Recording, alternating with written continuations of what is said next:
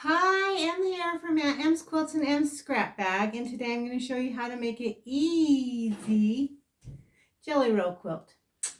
So it doesn't take a full jelly roll strip, so if you have partial strips in your stash, you could use those. Remember, if you like my videos, to like and subscribe. All right, let's get started.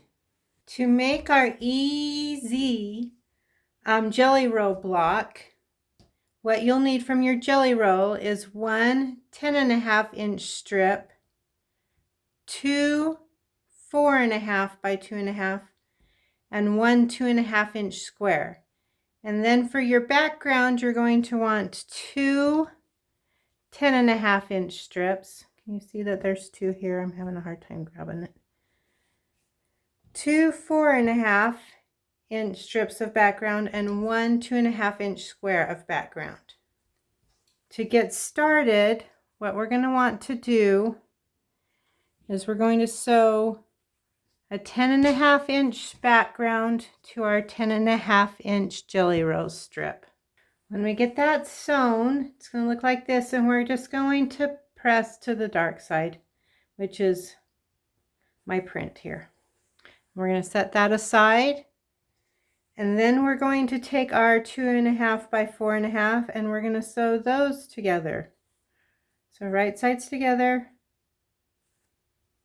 and sew us a 1/4 inch. And we'll do that with both of those. When they get those sewn, they'll be like this. And once again, we're pressing toward the print. We're going to set those two aside. And we're going to sew our 2.5-inch squares together.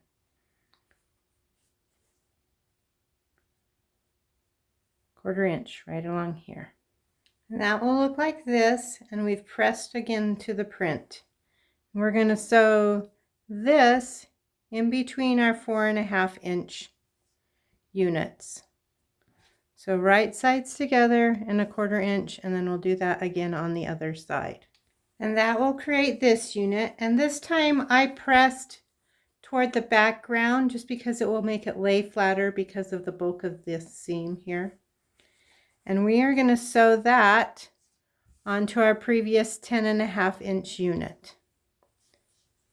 So right sides together and then sew a 1/4 inch. And that creates our E. And then to make our block square, we're going to sew our remaining 2.5-inch strip onto the other side. Oh, I forgot to tell you.